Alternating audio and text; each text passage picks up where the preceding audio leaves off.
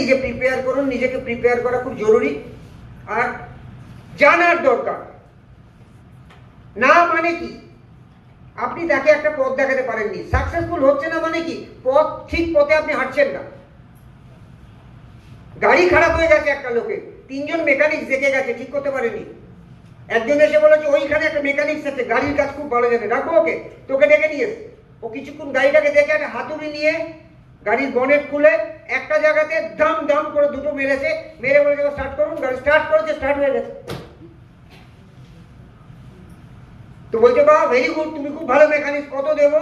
বলছে 1000 টাকা দেবেন। বলছে 1000 টাকা? কেন ভাই, তুমি কি করলে? বলে আমার 1000 টাকাই ফিস।